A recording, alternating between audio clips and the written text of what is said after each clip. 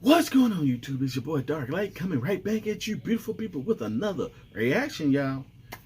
Today I'm gonna be reacting to Loopers. Which X-Men should join the MCU first? This was a request by my lovely friend out there, Shadow, aka Stormy Poo. That didn't come out as planned. Sorry, Storm. Or should I say Shadow? Whatever. Storm Shadow. I said Stormy Poo. I can't be. Oh, gosh. No. No. No. I should edit that out, but I'm probably not. So, that is an interesting question. Which X-Men should join the MCU first? I mean, there's a lot going on for us, the characters, on who should enter first or who. And like I said, there's a lot of speculations, a lot of rumors. So far, we're probably gonna get. People are saying we might have something in the. There's been rumors and speculations and leaks that certain X-Men people supposed to appear in the new Multiverse of Madness, Doctor Strange.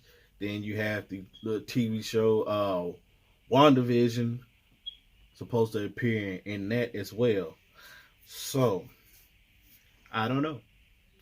But who would I want to appear first between Xavier, Magneto, Jubilee, Gambit, Cyclops, Nightcrawler, Mystique, Jean Grey, Storm, Rogue, Beast, or the lovely number one person that I always loved since the X-Men animated series, Wolverine? I can honestly say I probably wouldn't want Wolverine to appear first. And if we want to start to establishing any of these characters, should we get at least a somewhat origin story with Xavier? No. Because I doubt with that little snatcher. I mean, there's so many things, so many ways they can take it, but I mean, they're not gonna follow the traditional comic book timeline. They know how to incorporate it. So, but if I had to choose, I probably would like to say either Mystique, because that means she can walk amongst the humans as a mutant already. She could have already had this power, her ability. Or Beast. It may be Xavier. I say them three: Xavier, Beast, or or Mystique. So, But hey, I don't know. So let's get into this video and see what we got here. Okay. Let me enlarge it. Okay, let me make sure it's going.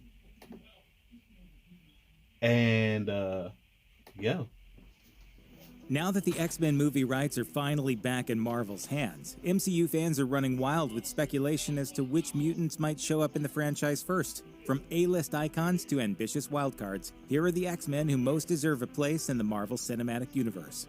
2018's Black Panther was more than just a huge moneymaker for Marvel Studios. Sure, it grossed a cool $1.3 billion at the box office, but it also kicked the franchise up a notch by introducing a genuinely compelling villain, a thought-provoking premise, and arguably the best MCU romance to date. But while Lupita Nyong'o and Chadwick Boseman shared some undeniable chemistry, as Nakia and T'Challa, the King of Wakanda actually married someone completely different in the comics, Ororo Munroe, also known as Storm.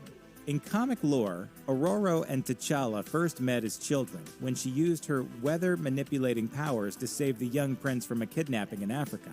The two young lovers remained close throughout the years, eventually marrying in 2006. Although they eventually had their marriage annulled after the events of the Avengers vs. X-Men storyline in 2012, they still shared a good 6 years of marital bliss.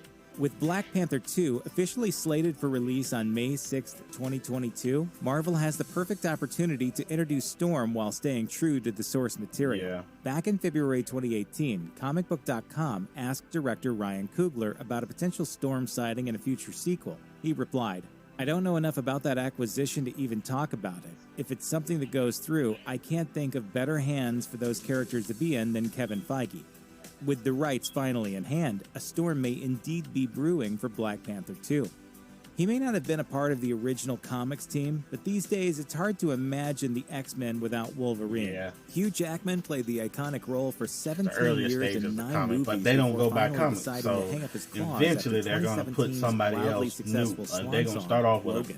a new And team. while Wolverine might be pivotal to the X-Men universe, his first major comic book hearing appearance rumors didn't that have anything to do with it. Hugh Logan's Jackman first might be outing coming was back. in 1974's Incredible Hulk number 181, in which he first fought the Jade Giant. Yes, he appeared in the last panel of the prior issue, but we said fought, so relax.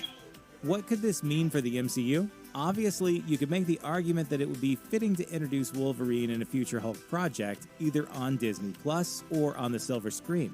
Given that Mark Ruffalo's Bruce Banner lived through the events of Endgame, you'd have to assume that Bruce will show up in the MCU again too, right? So what better way to bring him back than to have him square off against an ultra-powerful threat like Wolverine? Most MCU fans were pretty excited to hear that Tom Hiddleston's Loki would be getting his own streaming series on Disney+. And given that Endgame's alternate reality version of Loki is still hell-bent on world domination, it sounds like the ambitious trickster will be getting back to his villainous ways. Surprise! In the comics, Loki once captured one of the original X-Men, Iceman, to try and use his freezing powers to make his frost giants stronger. Given that MCU's Loki is also portrayed as the heir to Jotunheim, the land of the frost giants, it's possible that Hiddleston's iteration of the character will try this ploy too. Bobby Drake's Iceman, one of the founding members of the X-Men, has seen his popularity grow throughout the years, but that's not just because of his incredible ice-powered abilities. In 2015, he came out as gay, making him an important figure for representation in comics, the kind of representation that's long overdue in the MCU. Of course, tying your hopes to the god of mischief is usually a fool's errand, and only time will tell what Loki has up his sleeve for his own series. Possibility. Comic book fans might know that Carol Danvers has a seriously twisted history with longtime X-Men member Rogue, whose absorption powers made her one Rogue of the X-Men's versus most Marvel, formidable Ms. members. Marvel. Their beef began when Rogue, while Captain working Marvel. with Mystique and the Brotherhood of Evil Mutants, drained Carol's powers and memories, stealing her powers of flight and super strength. Although Carol eventually reclaimed her identity and abilities, she and Rogue have remained fierce rivals throughout the years. I don't Of think course, they're going to the see on Fox Peter version Parker. of Rogue never got to do anything this cool, and that's because Fox didn't have the rights to Carol Danvers, so they obviously couldn't give her that backstory in the first place. Now that Marvel has reclaimed their mutants, however, it's entirely possible that fans might actually get a comic-accurate version of Rogue in the MCU. Yes. And where better to 'cause debut her it than in sucked that she Captain was Marvel? a wimp in the doggone movies. Look, Limu! Someone needs help customizing and saving with Liberty Mutual. too. It Or 100%. Channing Tatum. For years, Channing the Tatum Magic be Mike Gambit. star No. has been vying No. for a Gambit No. movie with himself No. in the titular Somebody else role. gotta play Sadly, it's Gambit looking more way and more better like than that him. film is never going to happen. But maybe there's another way Tatum can play the role of the Raging Cajun. One of the many streaming services on the upcoming Disney don't think Plus he'll appear roster first, is though. Hawkeye, a show focusing on Jeremy Renner's Archer Avenger. Despite his involvement in the Avengers movies, Renner's Clint Barton isn't really perceived as an A-list MCU character. As such, his series isn't quite as hotly anticipated as, say, Loki or WandaVision. Perhaps a great way to inject some much-needed pizzazz into Hawkeye would be to give Channing Tatum what he's always wanted, a chance to play Gambit. I'd rather have The two him. heroes have I crossed forgot his paths in the name. comics, so it's Than not an Channing entirely Tatum be unprecedented Gambit. move. They both have somewhat similar powers, too, with Barton's bow precision being comparable to Gambit's explosive card-throwing accuracy. And whether you have them at odds or teaming up, it does seem like a great way to lend some hype to a show that could probably use it. one of the many lasting impacts of Endgame is that Gamora, longtime member of the Guardians of the Galaxy, is no longer the same character fans have grown to love. Nope. Her whole existence was thrown upside down due to the 1-2 punch of her sacrifice for the Soul Stone at the hands of Thanos, and the repercussions of the Avengers time heist. Now, the MCU is home to a Gamora who is alive, but who hasn't gone on the journey fans have witnessed, with no memories of her time with the Guardians or Peter Quill. But don't cry for Star-Lord just yet, because there could be a new flame appearing in his near future. Enter Kitty Pryde, the spunky, wall-phasing member of the X-Men. In recent years, Pryde has developed a strong bond with Peter Quill. They first met when the X-Men and Guardians teamed up on a space mission involving the Shi'ar alien race. After completing the mission, the two lovebirds remained close, giving the term long-distance relationship a whole new meaning. Although Fox's X-Men movies did include the Kitty Pryde character, you could argue that her minor role in that universe didn't really do her justice. This is a character who has done some seriously impressive things on the page, including traveling through time and even killing Wolverine. So here's hoping a more comic-accurate Pryde makes her debut in the MCU sometime soon.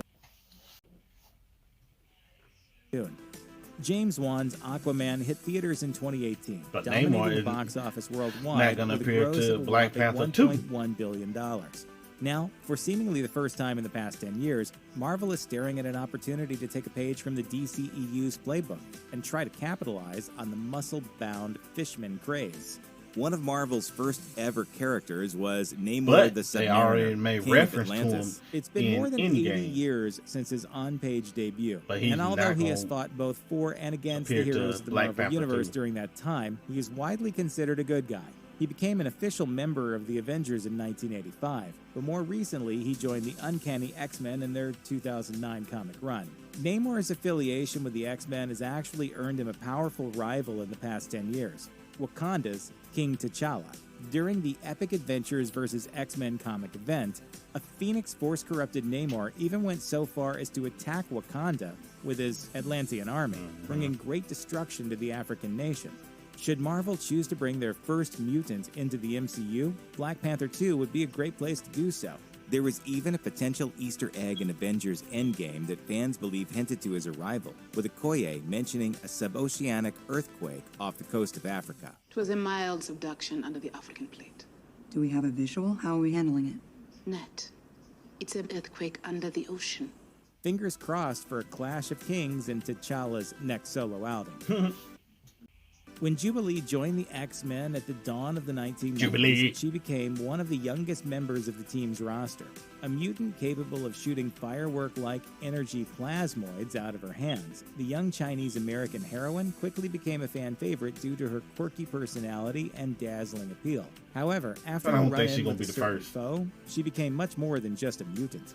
In the Curse of the Mutants crossover event in 2011, the X-Men found themselves going toe-to-toe with vampires. Yeah, vampires. Anyways, in the comics, Jubilee was bitten by Zarus, the son of Dracula, and actually became a vampire herself, making use of a special amulet that allowed her to walk in the sun. Why should a vampiric mutant earn an early invitation to the MCU? Because the Blade. Daywalker himself, Blade, is coming soon to a theater near you. If Feige and company add a fan favorite like You getting all Tubes to these, Oscar but winner Mahershala Ali's MCU I don't debut, think none of the them hype gonna will be appear unreal. first. Talk about an explosive opening weekend. Any mutant fan will know that Scarlet Witch and Quicksilver are the biological children of X-Men supervillain Magneto. So I believe But you Magneto might not might know appear that the first. twins actually have a secret, lesser-known sibling, Lorna Dane, the green-haired mutant also known as Polaris. In the comics, Polaris shares similar abilities to Yeah. those of her father, being able to manipulate magnetic fields and lift metals. Although she's had her fair share of conflicts with both heroes and villains, she eventually joined the X-Men after they saved her from the mutant-hunting Sentinels. Although Emma Dumont already portrayed her on FX's X-Men-affiliated series The Gifted, there's no reason why the MCU couldn't adapt their own version of the character. Which they Should will. Disney Plus's WandaVision 'Cause choose to dive some- into they more already of saying somebody's Wanda's gonna appear in origin story, WandaVision. discovering a secretly gifted half-sister like Polaris could make for a juicy plot twist. Check out I mean, I can dig that. I can dig that. But hey, I don't know. Sorry for all of those things going on in the background if you can hear. But I don't know. Because if somebody were to first appear, because we know that Wanda ends up having 2 mutant children. I've got their names. So there's a possibility they could be the first mutants. But also we're getting speculations and theories and all this information coming out that in Doctor Strange Multiverse of Madness, a mutant can appear there. So,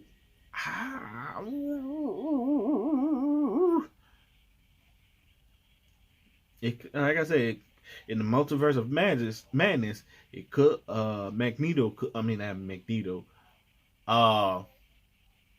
Xavier could appear in the Multiverse of Madness first, then come to a point where Magneto appear in WandaVision, and then now that they have a future squabble or something, then again it could be Mystique traveling around to the point where she already somehow gained her powers, and she's walking amongst the people, paying, surveying like she always do, strategize, because that's like her style. She's very good with her ability to fight and all that. So, but she's very good. She's a strategic person. She's good at covert, like sneaking, stalking kind of missions. She can analyze a lot of things. So she probably been watching from the background, getting a lot of information. I mean, she could appear, but a lot of those are good characters. Like I said, Storm, I don't believe gonna appear to until unless there's a post-credit scene or something in one of the shows or movies or something that shows that Black Panther is getting married or something. I don't think Jubilee is gonna appear. She's gonna probably appear way later on down the timeline. Gambit, that's gonna probably be way down the timeline. Rogue, not way down the timeline, but she could appear early. Because as we are hearing as well for the Captain Marvel movie, that Rogue could appear in it. So, I mean, there's a lot of things going on, speculation, stuff getting leaked, information, people just using theories. I don't know. I'm going to probably say it's going to be a weird way to just bring them in now. Because, like I said, the MCU thinks ahead. So, it's a possibility they have already thrown in a villain. Because if we go to Spider-Man, what was that? The last Spider-Man movie. I keep forgetting. Far Away From Home. And we see that, find out, spoiler alert if y'all ain't seen it yet, find out that, what's his name? Samuel L's character. Man, I keep getting all these character names and so many people to remember. I'm not good with names, y'all, so don't butcher me. But he was dang. I'm sorry, I can't remember. I sit here, I be having everything on my thought, but I can't get it out. So he was one of Captain Marvel's villains. So there's a possibility that some way, somehow, though, they can appear. So I don't know. I'm going off all speculation leaks. I really don't like to pay attention to all of that, because if you do, you're gonna 110% assume so much. So I think I just leave it at that, because then we already had pretty much Wolverine already kind of appeared first in Fox's X-Men. If you think about it, the first movie, X-Men, Wolverine was pretty much appeared first, I believe. Yeah. Well, Rogue appeared first, and she later on met with Wolverine and all that. Yeah, and then everything starts spinning out of control, and we had some awful movies with that. But anyway, hope you guys enjoyed that. If you did, please hit that thumbs up. If you're new to the channel, y'all please subscribe, become a part of Worldly Angels, and follow me on Instagram and Twitter. And Dark Light. We'll catch you guys next time. Cheerio.